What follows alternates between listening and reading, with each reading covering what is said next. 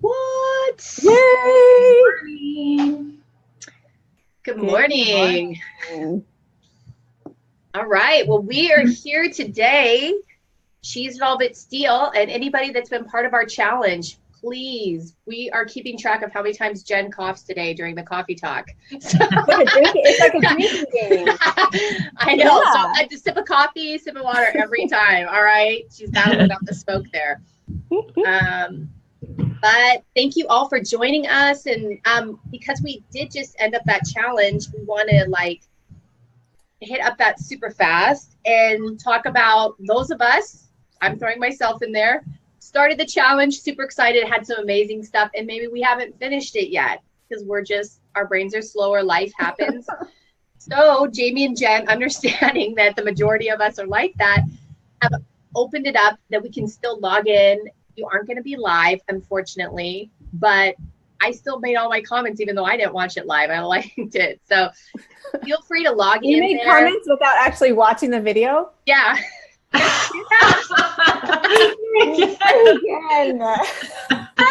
No, but it's when you're watching, you're like, oh, this is good. Like you write, and then you realize they're not a live comment, but why not, right?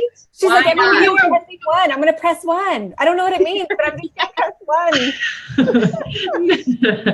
Oh my God. Yeah.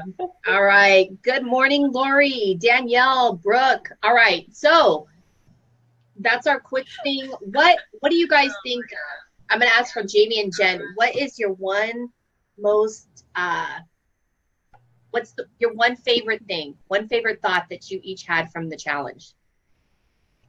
Oh man, that's a little funny. I know. Being that we were the ones that created the content. I know. No, actually, it really blessed me when I listened to myself.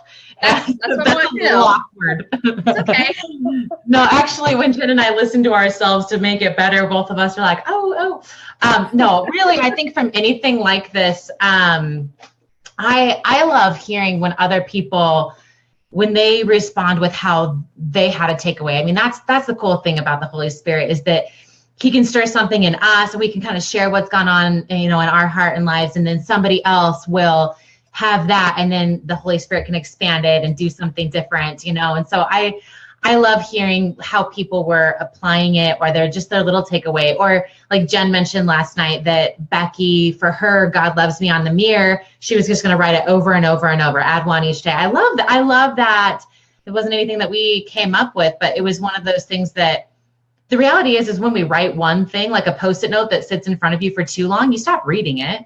Totally. I love that she was going to activate it every day, writing it. So just stuff like that. I think that's the benefit of the community of processing life together.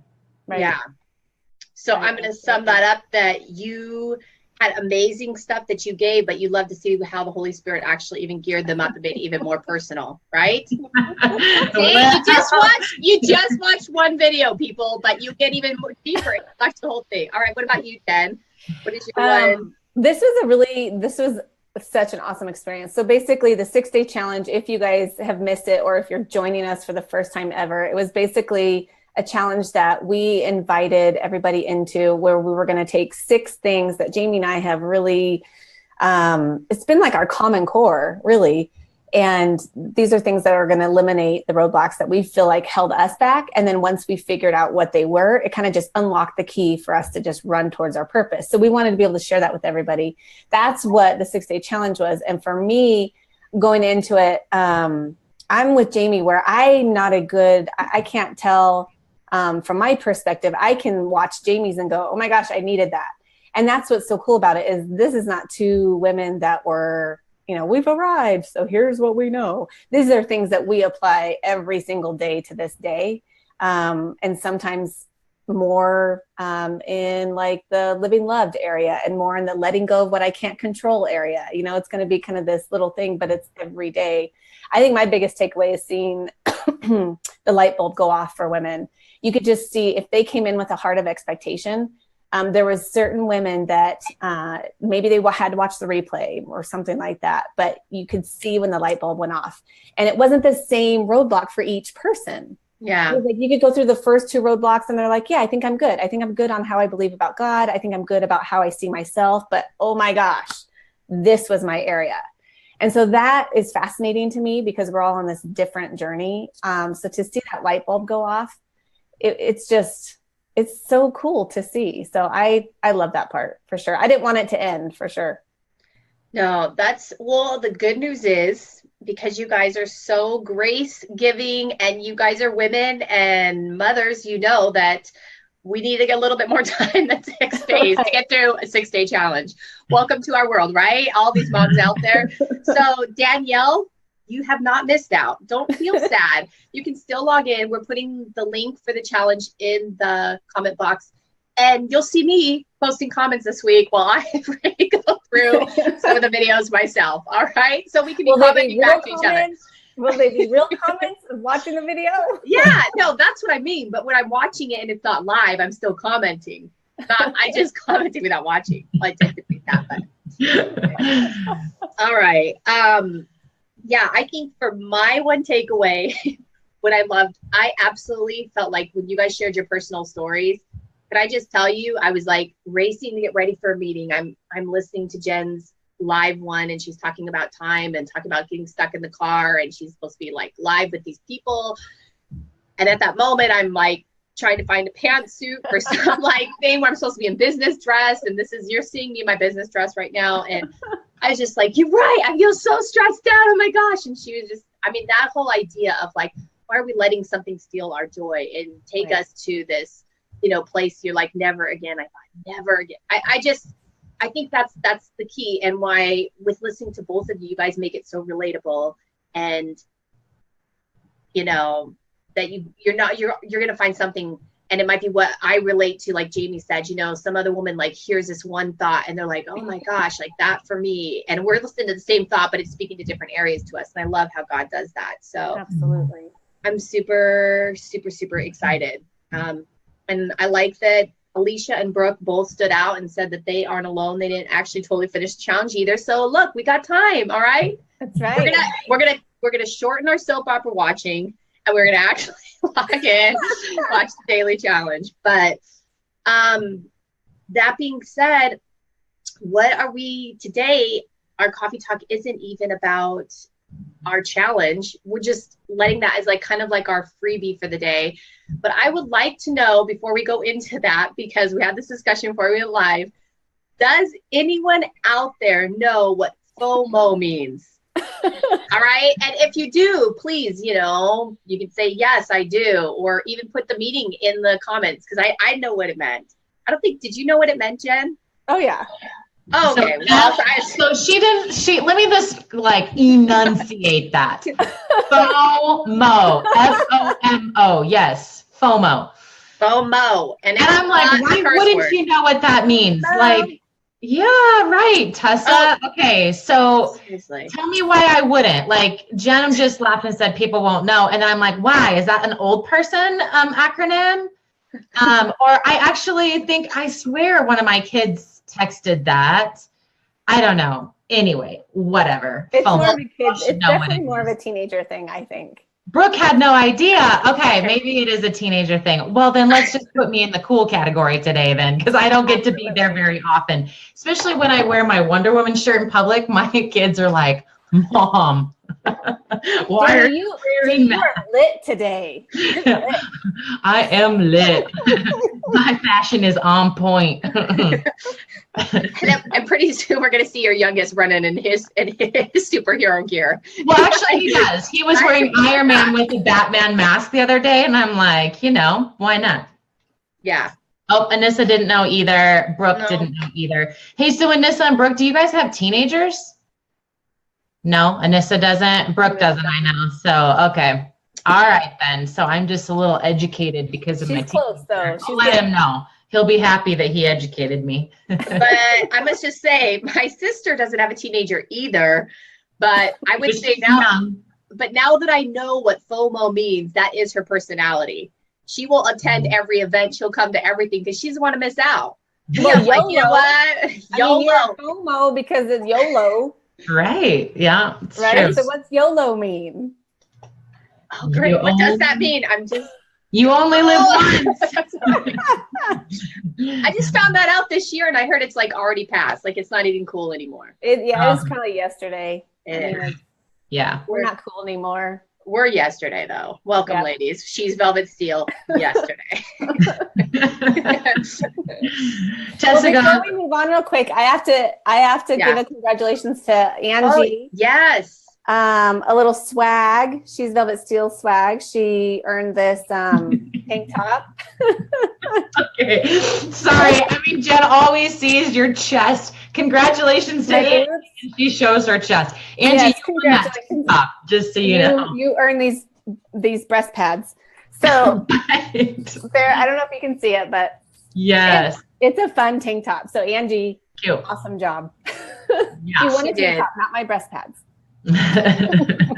Angie did the challenge, watched the videos, engaged, and already like got something out of it. So that's the thing with anything, you have to engage. And we talked about the intentionality, and it's like, ladies, if you're sitting there and you're like, oh, I missed it, I won't be live, it doesn't matter. Like, it's just one step, one day, 6-day challenge, and we got 7 days this week. So we might do one video over 2 days, but I definitely it's that personal growth, right? Absolutely.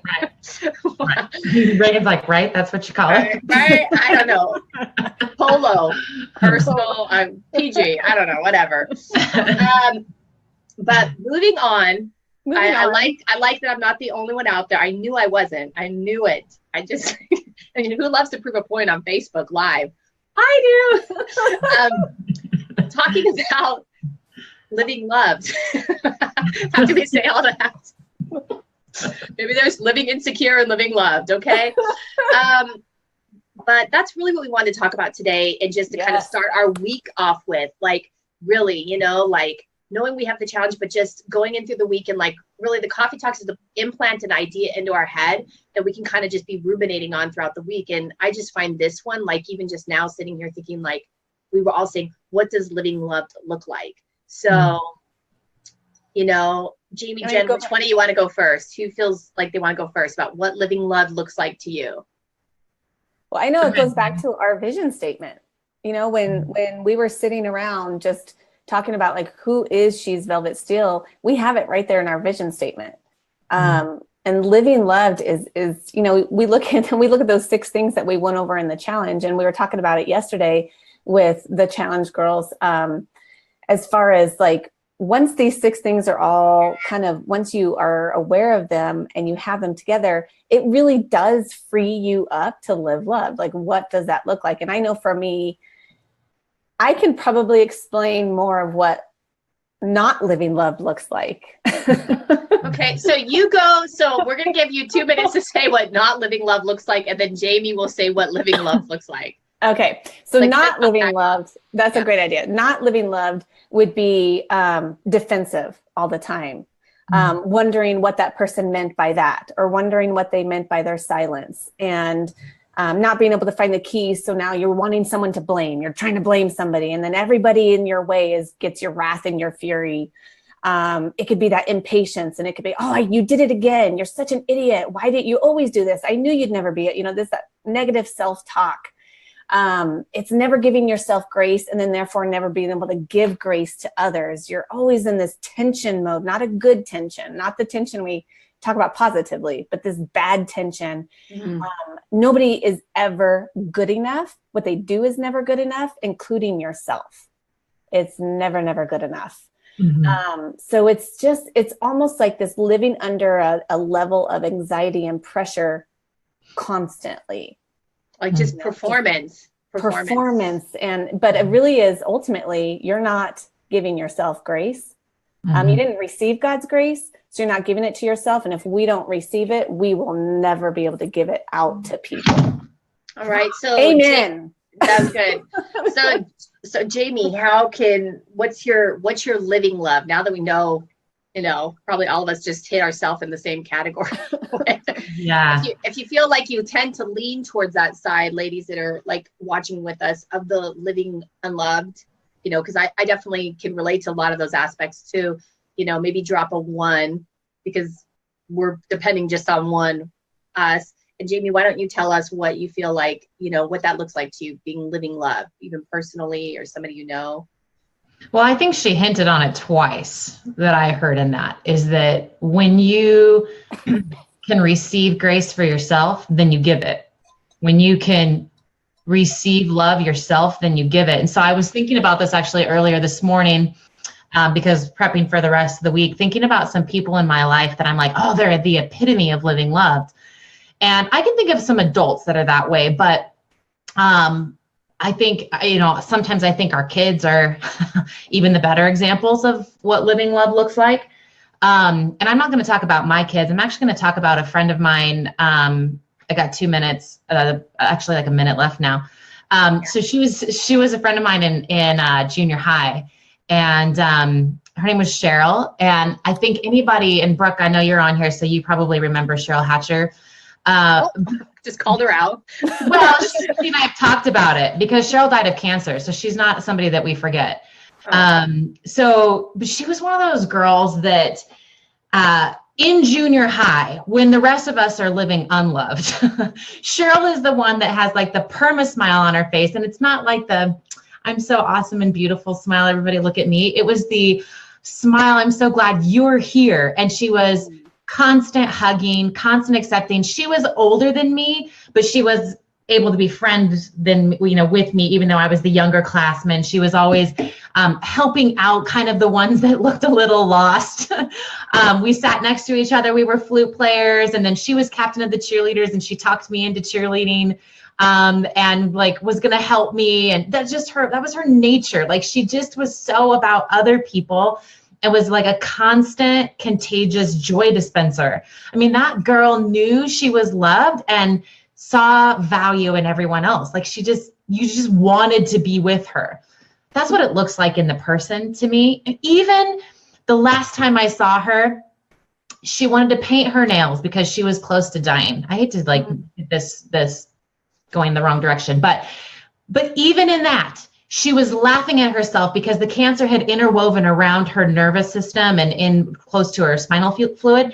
So she wasn't able to paint really well. So because of every once in a while would jerk, and she would paint her skin, and she would laugh about it and talk about like turning it into something funny on her hand. I'm like, girlfriend, you are talking about dying, like what you're going to look like. And she's like, I have to show you my dress. She was so excited about this. I'm like, the girl lives loved, like she loves life and she loves people and she loves what she's already lived. I mean, she's to me the epitome of love. I go back to her example all the time of what it looks like. It's an amazing picture. Yeah. Yeah. Well, and I mean, honestly, like I think even now, like, I mean, we want to live loved, but I mean, I'm just taking it from even a mom perspective. Like how much more so do I want my kids to feel loved, to live loved?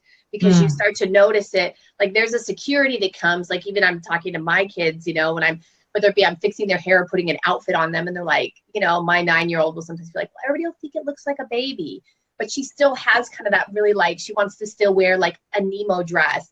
And part of me is like, oh, that's just not cute, because, there's a certain aspect now of our kids where they dress more like little grown teenage girls than they do. And I'm like, but she loves it. She loves Nemo. And then I'm like, you know what? It doesn't matter what other people think. Like you love it. I love it. God loves you. Like just be who you are. And I mean, I'm trying like now at this stage, but sometimes I need to even tell myself that when I'm sitting in the mirror with my own outfit. It's not a Nemo shirt, but it might be like, I don't know. Is everybody gonna think that's weird? They could be like, why is she wearing red pants? Thankfully, I live in California, so nobody wonders that. But I think there's so many, it's everything that we get for ourselves.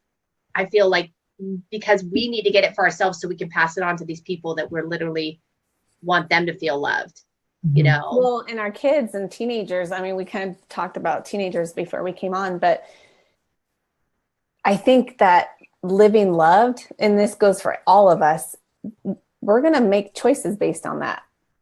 Mm-hmm. If we don't feel loved, and if we're not accepting that love, and we don't feel like we belong, you can kind of put those together, feeling living loved and belonging. I want to be loved and I want to belong. I want to feel like I have value. If that isn't in place, it's going to totally set the tone in which we make choices.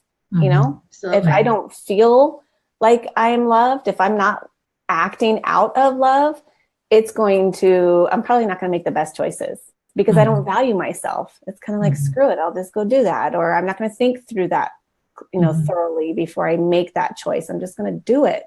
Whereas when you're living love and you're valuing yourself, you're really being intentional and you're making some better choices, I think, too. How about this with the teenager thing? I think God created us with a desire to be loved. So it's not wrong. But I think the hunger that we try to satiate with wrong things all the time.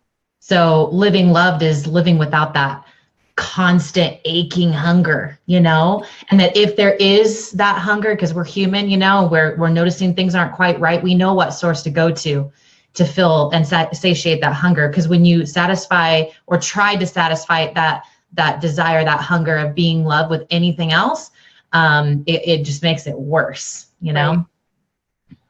I think that's what teenagers do. Well, I shouldn't just blame it on the teenagers because sometimes we are like teenagers in an adult body. Adults do it, yeah. Sometimes we are totally trying to fill ourselves with the wrong things to earn it, you know? Absolutely. You know, earn acceptance, so. This might be totally off track, but you know what pops into my mind is that movie Bad Moms. You guys ever seen that? Maybe nobody has. It is rated R, so I'm not endorsing it. Okay, but it's like, you know, when you're watching it, they make it humorous, but I mean, really, when you get to the heart of it, even from the mean moms to the other moms, it's just like everybody just wants to be loved. They just want to fit in. They just want to know who they are. And I think the difference between the world and what we're trying to do with challenges and the She's Velvet Steel and even these coffee talks is give you things that say like, you're not going to find it looking out here. You're not going to get it from here. But even the living loved, it starts on the inside. It starts with just knowing who you are and who God's created you to be. So, right? It's a terrible movie, Reagan. I can't believe you watched it. And there's a second one coming out. I'm going to watch it just to make sure somebody can prayerfully speak into and find out the positive moral aspects of it. It's not many, ladies. All right. What does it look like for women in their 40s to be completely insecure with no moral compass and not living loved? Yeah. Bad moms. Bad moms. Right. Right. Yeah. Oh, all right. Okay. Well, now I'm getting worried because my mom, my uncle, and a pastor friend from Canada joined us. So let's forget that I watched. Welcome, She's Velvet Steel. I mean, YOLO. YOLO is right. So we are at 22 minutes that we've been on, and we're wrapping early today because we just want, again, main points is that, ladies, it's not too late to go log in, do our challenge, and just kind of get your inside fed, like get yourself filled up, get a little checkout. The 6 things, you know, talked about eliminating stuff. Again, it's good enough. I took notes on the 2 videos that I got to, and I thought, okay. And I was stressing out because I was like, oh my gosh, it's 6 days. So the fact we've got longer, we can just relax, just take an easy breath, and we can still invite people in. We're still allowed to like say like a friend that was like, oh, I still don't have time to do it. You know what? It's not too late. And once you do one of the days, you'll be like, how have I not invited people to do this? So that's my encouragement to you. And then I'm going to have Jamie and Jen each give us one final thought about what to do to live love this week. Jen, we'll start with you. Oh. I want to end it positive, Jamie. That's why I'm starting with Jen first. I'm just kidding. I knew how it meant to feel unloved, you know? So I was like, I want to like rap. Well, Jamie went the cancer route. Let's go Jamie first. Never mind. Actually, thing. If you did not get into the challenge, it's seriously not a big deal. Jamie put the link down below. Once you click on it, it really takes like 20 seconds to register. So my biggest suggestion would be find the video, just scan through it. There's a search button on the left-hand side too. Find the kickoff video. It says welcome and kickoff video. That's going to really walk you through like what to expect. And then we have our videos numbered like day 1, day 2, day 3. And then there's some files some workbook kind of things that go with it. So that would be my biggest thing is just go on there, move through it at your own pace. But there are some things of value that come with even getting in now, which is super exciting. So that's what I'll end with. Cool. Jamie? Well, I would ask yourself this question. Can you seriously say out loud and believe I am 100% lovable. Because I can say there was a period of time that was really hard for me to believe. Like, and I'd almost say to myself, like, that sounds really, I don't know, arrogant, or can I really say that about myself? Is that declaring something about my personality? Because I was always ranking and I was always assessing whether I matched something. The reality is like the very thought of you made God smile. Before you were the whining, crying, fussing baby, like the very thought of you made him smile. He loved you before you took your first step. He loved you before you were here. And so lovable doesn't mean that you've done lovable things, or that you've that you've done the right things in order to become that. So I would just ask you that. Can you say to yourself, or even to the people that are closest to you, could you say and believe that I am lovable? And if you're not, then get in that challenge and listen to day one. Yeah. And start there. And I'm not going to even tell you what day one is. Just get in there and listen to day one. And maybe you need to listen to day one 6 days in a row. I don't know. But that's where it starts. If you can't say I'm lovable with 100% confidence, start on day one and make that your everyday. Oh, that's good. I actually thought about day one before you even started talking. So that's confirmation, people. All right. What more is there to say? Log in, do the challenge, look at day one if you're like sitting here struggling with this concept, and don't feel like you aren't the only one struggling. Because every single one of us on here has said there is something, even when Jen was talking about what unloved, living not loved feels like, and I could relate to some of them. And I know Jamie could, and but just being able to relate doesn't mean all of a sudden like, oh, I haven't done it. It just means like, hey, let me just keep re-inputting into that side of my spirit that needs to know who I am and what I am. So she's Velvet Steel. Peace out. We need our own acronym. Live love. FOMO. All right. You don't want to experience FOMO next week. Right. Don't be a loser. Live love. All right. Bye, guys. Happy Monday. Bye. Bye.